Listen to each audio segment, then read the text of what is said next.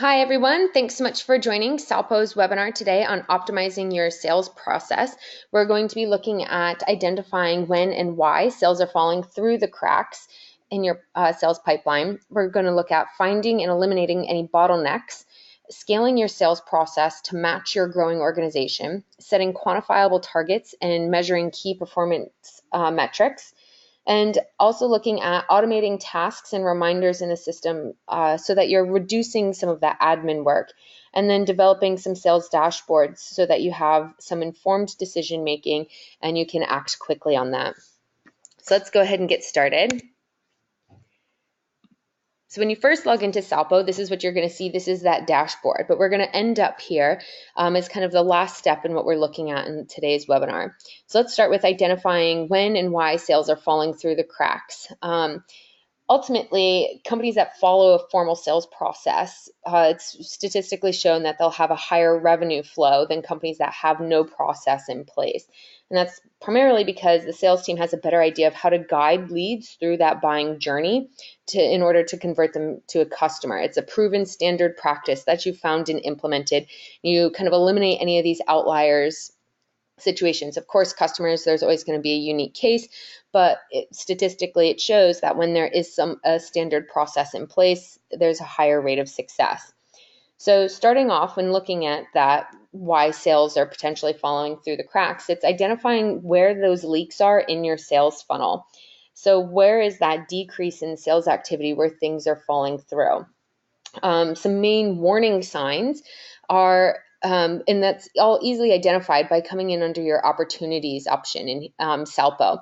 So when you have an opportunity in Salpo, let's just look at adding one and what it kind of looks like. You have these standard sort of details where you can track the currency, the estimated value, chance of close, estimated close date, those standard sales fields. And you can really use that information to start interpreting your sales flow. But you also have custom fields available. So if you wanted to start tracking, well, what is their interest? Who created it? What type of sale is it? Where did the sale come from? What's their status? What stage are they in?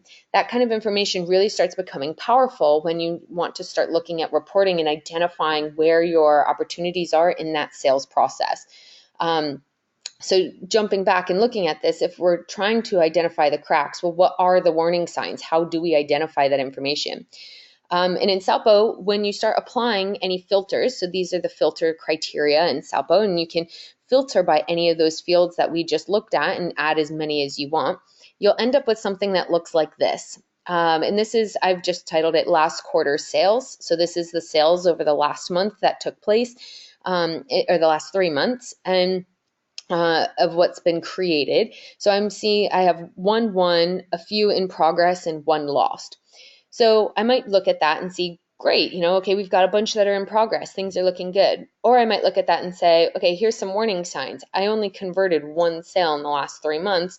Is that because it's my typical buying cycle with the customer? Is it because this is a potential leak in our system of, why is it stuck in this stage, or why are these opportunities still in progress, or when were they created? Were they created at the very end of the most recent month, and then maybe we had a first slow couple months?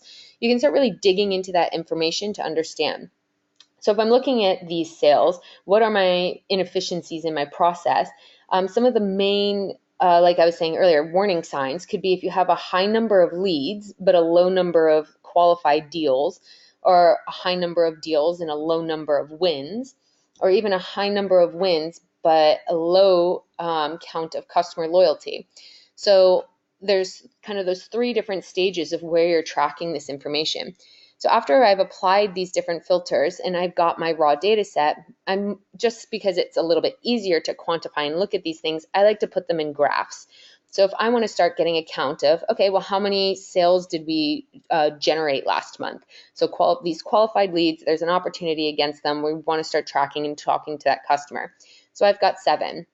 Well, what's the status of those 7? I've got, it looks like 1 that's lost, a good chunk or 5 in progress, and 1 that's won. So that's just an easy distribution. Well, then what stage are any of these at? So if I have a bunch in progress, like what stage are they getting stuck at? Well, I have my stages built out here, and I can see that it looks like everything's in this quote stage. So I've got my closed won option here, and I've got my qualification option. So it's just at a qualified lead stage. So that's probably this one here with the 0 estimated value.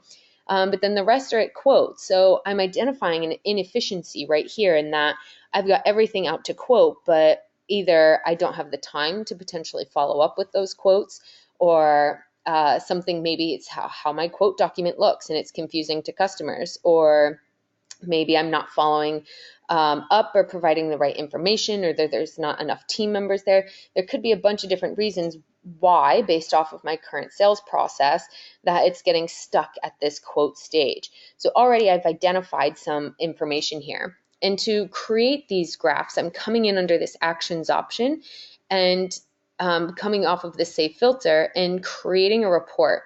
So I get these options to build out column charts, line charts, pie charts. So depending on how I want to see this information, I can build those reports just like that. So if I'm doing that column chart, you're just defining your X and Y axis to get that information displayed. So once you've identified where that bucket is broken, so any high conversion of prospects, but it's not going further, the prospects might just mean that those prospecting efforts aren't in the right direction. So now it's about digging deeper into understanding why that information, or why each one of those deals was lost or won, and what's the reason. So that's another field I would recommend putting against your opportunities to track, well, why was it lost? Because then you're understanding your market a bit better. And if I want to start looking at that information, you'll see I have these column headers here. Well, I can manipulate this raw data table and pick and choose which columns I have. So let's go down and grab that stage field here, and I can click off that, and you'll see that the table has now changed and I have that stage information available. And so, yep, that qualification stage 1 was the one with the 0 estimated value, but it's showing me that information. Or if I wanted to see the reason lost, I could see that information and add it into my raw data table there as well to get visibility on what's happening. And it really starts to help the sales team understand some of those common objections so that they can look at that. And the last kind of stage in that customer journey is that customer churn. So if you've got a high level of customer churn, it's understanding what went wrong and where with that customer relationship. Could it be the support team, or was it that the customer didn't understand the product? Why are they leaving and not sticking around? So you can even use these filters to say, show me all of my, like, come under the contacts tab and say, show me all of my contacts that are existing customers that, you know, have left within the last year. And you can start targeting that information as well and understanding, why are these customers leaving? What is that churn rate? So now that we've identified that there's a potential bottleneck in this quote section, it's ultimately just saying, yes, okay, I do have a bottleneck. I found it. Now, how do I eliminate it? So the first step is kind of just saying, there it is. Now, what do we do about it? Because really, it's going to help you understand and manage that buying cycle better, whether it's how your team is internally acting or how the external customers are reacting to that buying cycle. So whilst bottlenecks can be frustrating, they are avoidable and identifiable so that you can act on any of these dormant sections in your sales process. So it's just then once it's identified, you know where to start taking action. So now, once you kind of can start taking action and implementing those processes, there might be a ton of different things that you trial and error. So this is about scaling your sales process to match your growing organization. So whilst you may identify these bottlenecks and you're still at this same, targeting the same audience and things, you're also going to have to do that sales evaluation process as you're growing and scaling the organization. Because you'll be selling into different industries and territories. You'll start selling into as you're selling into them, your sales process is going to have to adapt accordingly. If you're walking into a business when everyone wears flip-flops and board shorts in the office, you showing up in a three-piece suit would look out of place. Or like walking into a construction site, you showing up in a three-piece suit might look out of place. It's almost like you're adapting to the customers that you're selling to and really understanding that market so that you show up and are relatable to them and what they're expecting out of what service you'd provide. Maybe they would expect you to show up in a three-piece suit, and so that would be completely appropriate. But it's understanding that as you're walking into that industry so that it's encouraging and supporting that sales process and that you're meeting the expectation of what that client is expecting. So you're almost creating a new sales process at each growth stage. And it might happen over and over again. And then you're going to need to start analyzing that information so that you can see, well, hey, I showed up to these meetings in a three-piece suit. How did the person react? Well, it failed. So maybe next time I'm going to show up looking more casual to see if I'm more relatable to them. So it's starting to analyze and understand those whys. Why did we not turn that sale into a win? What's happened? And so it's that constant reevaluation of where you're at and how to kind of optimize where you're at in that sales process. So next is setting, once you've kind of trialed all this, well, how are you measuring it? So we were just talking about understanding that. So you might start setting different targets. This is a targets module that you have available in Salpo, and it pre-populates with these widgets just based off of the standard criteria that you're defining. So what is your target? Is this an annual objective, or is it monthly?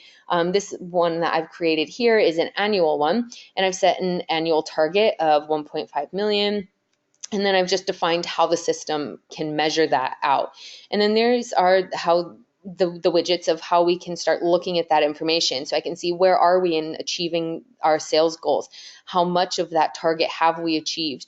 What's the distribution month over month? Maybe I'm in a industry that is very seasonal, like specific. So if I see any changes or variances based off of that, and people starting to order more based on, even though they're in out of season, what does that mean? Why is that happening?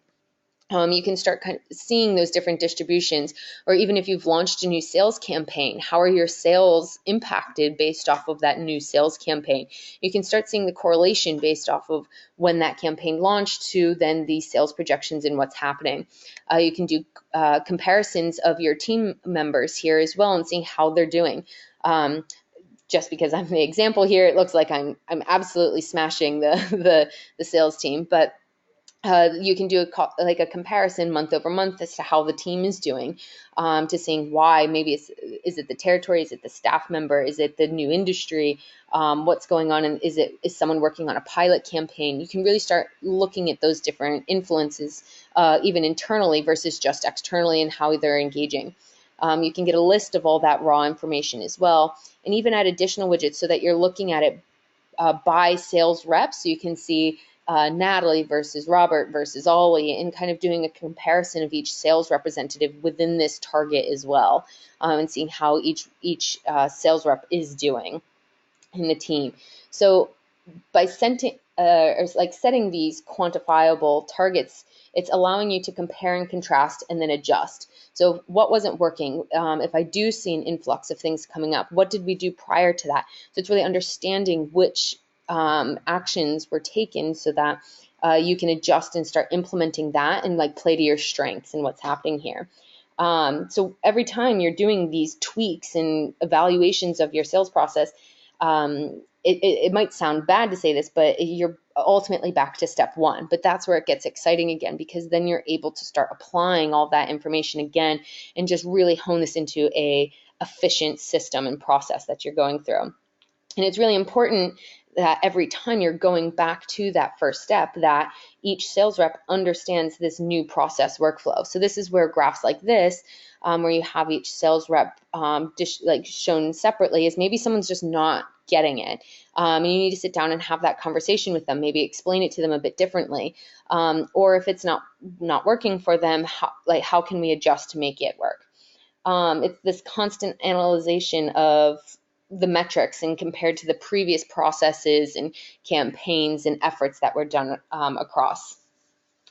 You can then also set these per sales member versus just the whole team as well, and then start measuring it in this targets module. So next we're going to look at automating some of these tasks, reminders, and system updates. A huge time suck, and where you might find some gaps in the sales process is the administrative work in the CRM. So when you're going to add things, like let's say I've just gone out to a expo and I need to add in a bunch of these different organizations and individuals. When you go to start getting some of this information, a sales member might have, one day that they're working at home to do admin stuff, and the rest of the day they're out on the rest of the week they're out on the field. And so it's difficult for them to remember all their notes. So making any of this as easy as possible is kind of the optimal solution, so that you're getting the richest data that you can populate in the system. So if I'm adding in all my organization's details, I might be wanting to track all this information, but I might not know it at the time of start. So whilst you can make some of these fields required, maybe it's not best for your organization to do so, because if we just want to get some of that standard information in right off the bat, and then the sales rep can move on into working with the system, that's fabulous. And maybe there are some required fields that you do need to make sure that the sales rep is filling out, but then that way it makes sure that as you're going through these different fields, that they're filling out what's required and what's really essential to make a rich data source in your system. And all of these different fields is a demo system. So of course you're seeing some examples of the types of fields you can use and things. So really you can tailor it to whatever you want and want to collect against each of those customers. So what are the sorts of things we can automate? Well, Salpo has a function that's called business rules. That's our automation tool. So you might want to do things like, I have examples in here for different modules as well, but so like, let's say a support ticket comes through, and every time a support ticket comes through, we want to notify the account manager, the sales rep associated with that account, so that they can start managing the relationship and start engaging to make sure that that sale does go through.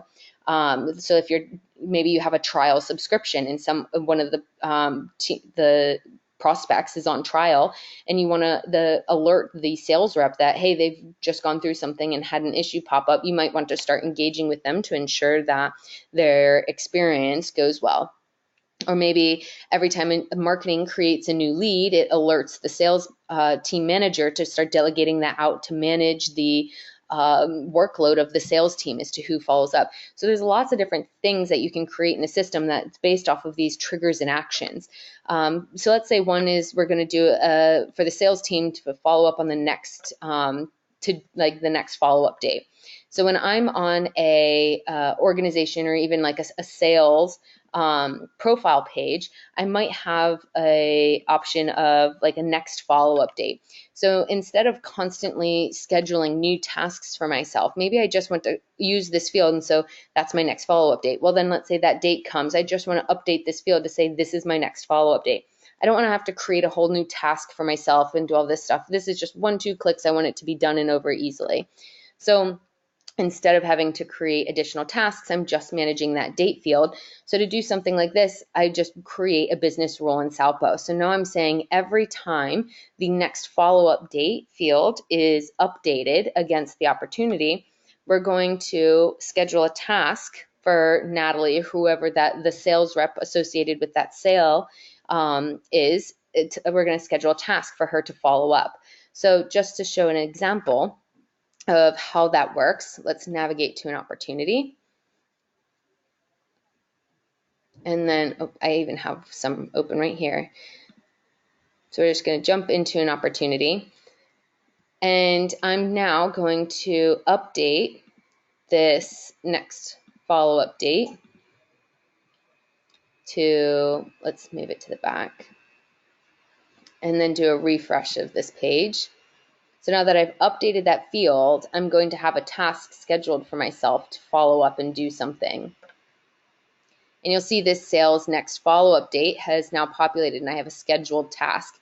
And this will show up on my to-do list. So now when I go to my home screen, and let's do a refresh of this, you'll now see that there is a task for me to follow up in action. So it's constantly populating my to-do list. So you see I had one earlier from today, which is overdue, and now I've got this new one, which we've just scheduled right now. So it'll like based off of those rules, you can really start managing your to-do list so that the sales rep isn't having to remember all of these different follow-ups. The system just takes care of it for you, as to what you need to do today, tomorrow, and also show you everything that's overdue that you need to follow up on, or looking at all of your tasks. So now if we're like back at this dashboard, and this is where you're developing those sales dashboards so you can make that informed decision making, understanding your areas of most success, and even just managing your admin and tasks and to-do lists and things like that. So when I'm on my dashboard, I've got something set up here to look at my tasks. What activity do I need to do? Who do I need to follow up with? Or maybe I want to see a distribution of all of my contacts at the different sales stages they have. Or maybe I want to look at my whole team's won sales last month and seeing how they're doing with that, that estimated value, looking at our pipeline. Or maybe I just want to look at the whole organization as a whole and just have the one. Or I want to look at things like show me all my lapsed monthly customers. So this is if my customer is supposed to be ordering a product, they're on a monthly subscription order sort of thing, but they didn't order last month. So I have this extra stock in the warehouse, but I'm expecting the customer to order. So what happened? Why did they lapse? And I can drill into this information and then reach out to the customer. From a sales side of things, I might want to also start looking at, well, how did they hear about us?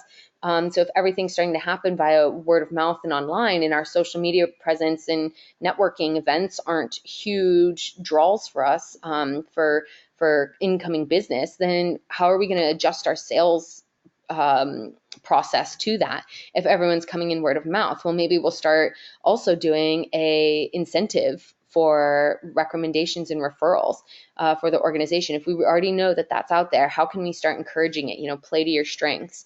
So this dashboard can provide some information to you just right off of this spot when you first log into your system. And you can get that visibility easily. And this is all based off of those reports that we saw on the opportunities. So when I'm in, let's jump back to that filter, the last quarter sales filter, these reports over here on the right are how I'm populating my dashboard. So let's say I want to see the last quarter's sales based off of this the stage that they have here. So now I'm going to jump back into my home screen. I'm going to add a widget, and I'm going to use a saved filter because this is a filter that we'd created. It was against an opportunity. And then I'm going to choose the filter that we called it, which is last quarter sales. And then I'm going to do the report. So it's the graph. And then, oh, I didn't label that one properly. So let's just grab this one and see if that's the right graph or if it's the number version. Oh, yep, so this was the graph. And so now I have that information, and I can drag this up and adjust this so that it's more prominent on my screen. If I want it to be, I can create it and make it bigger, and so that it's, again, more prominent on the screen if I need it to be. So you can really customize this dashboard based off of your role. So a manager may want to see things across the whole team, but an individual sales rep may want to look specifically at what they're using. So this could be things like specific to what my own target is and what my territory is and represents in the industries I'm working with.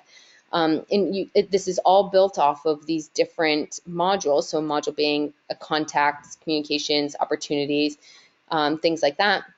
And then just filtering down and creating these reports to start getting that actionable information so that I can make decisions on how to proceed forward with my contacts, opportunities, sales, projects, things like that. So that ultimately wraps up today's webinar and what we're looking at and how to optimize your sales process and what you're doing. So if you have any questions or have any feedback, don't hesitate to reach out to marketing@salpo.com. They'd love to hear from you. If you are currently in trial or a customer, you also have support@salpo.com available to you. The team there will help you out with any questions you have navigating around the system, talking through a specific use case scenario, anything like that. But realistically, if you reach out to either team, they'll get you in contact with the right resource.